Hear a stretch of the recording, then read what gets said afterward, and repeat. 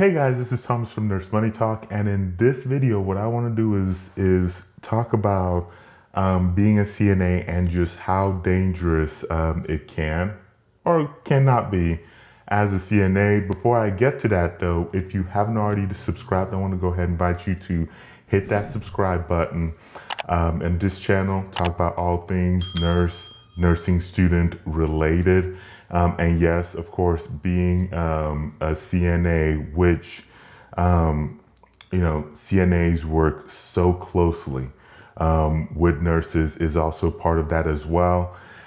And I would have really appreciated, though, if you find this video helpful, that you would also hit that thumbs up. That really does help in terms of making sure more people will see this video. Let's go ahead and get started with, is being a CNA a dangerous profession? The reason why I mention this is because in several videos I have recommended that and kind of pointed out that I think being a CNA, while you're in nursing school can be a great opportunity for either making some extra money if you need it, or being able to network and potentially set yourself up for a job after you graduate nursing school.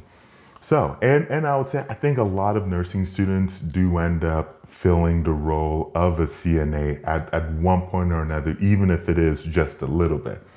So, which then begs the question at times, is being a CNA dangerous? If you know anything about the nursing profession, I think you might know already that nursing is considered one of the most dangerous professions out there.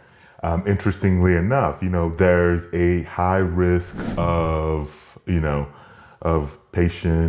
assault, high risk of bodily injury, not to mention exposure to pathogens and diseases, needle sticks, and a whole host of other things that comes with the job. And so that's nursing. If you think about it, though, CNAs are typically working really closely with nurses. So what you will see is that their risk for danger of being in dangerous situations, risk for harm to whatever, is also pretty high up there as well. So some of the things that makes being a CNA dangerous is pretty similar or essentially the same as nursing. So for instance, CNAs have very, physically demanding jobs, whether it's transporting patients, helping patients get in and out of bed, helping patients get to the restroom, bedside commode, turning patients, and then and often these are patients who are, who could be overweight, morbidly obese, and could have little to no range of movement. So, so if they're moving, they might not be very helpful in terms of being having to turn them to change or clean them or anything like that. And so the issue with that is a couple of reasons. So one, no matter how much you preach on good body mechanics and making sure you lift patients a certain way, then what you will see is that no matter how careful you try to be, as soon as you're trying to do the job, there's always a risk that somebody's going to get hurt. There's always a risk that you're trying to move a patient. They lose their footing, they start falling, and then all of a sudden you're trying to catch them, which then puts you in a weird alignment, puts your back in a weird alignment, or whatever. So there's always a risk for that.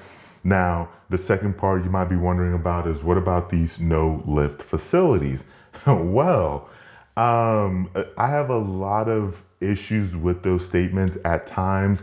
There are facilities that do a good job at that, but at times those can be, I don't know if saying empty statements is the right way to put it, where, you know, it's no lift facility, but the facilities don't provide you with the adequate resources you need to be able to be a no lift facility, whether that be the appropriate lift equipment, whether that be having enough, you know, staff, or so that the patient ratios aren't wonky. Because the thing about, you know, using some of these equipments, if you do have one that adequately works, is that at times it can take more time and effort to be able to set patients up in those equipments.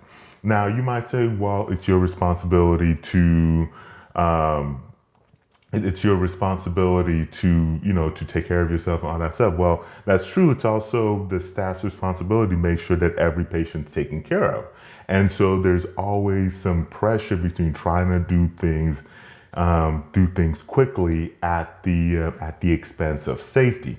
And so that's part of what I mean when I say making sure you have all of the adequate resources. The next part of that is that you end up, you have poor staffing, and it means that you end up doing many things yourself. Whether that's, you know, if you had enough people, you could make sure patients are lifted and moved appropriately. This will come in handy as well when you're looking at the next one, which is hostile and combative patients, especially if you work in the ER, if you work in mental health, you can have hostile combative patients and whatnot. And if you don't have the adequate staffing, that just puts you more at risk. Of course, then you're looking at exposure to bodily fluids, diseases, and other chemicals that you will normally see in the healthcare setting. And as I'm saying all of this, you might be thinking to yourself, or if you just jumped in the middle, you might be thinking, wait, are we talking about nurses? Are we talking about CNAs? Like, what is it? And then I guess that kind of goes back to my original point, which is the risk for dangers at times is fairly similar. And so that's why, as I kind of bring this to a close, that's why I typically mention that, you know, I think that if you are a CNA, I think that you should consider taking that next step. You should consider looking at going, you know, checking out NurseMoneyTalk.com/schools, looking at nursing programs, whether that's an LPN, whether that's, you know, that's getting your RN. And, you know, because while these dangers aren't going to go away as you become an RN or LPN, I think the key thing about that, though, is that you'll have more options that will become available to you as an LPN and RN. And also, you'll be making potentially significantly more money than you're making as a CNA. So definitely check that out. Like I said, NurseMoneyTalk.com/schools.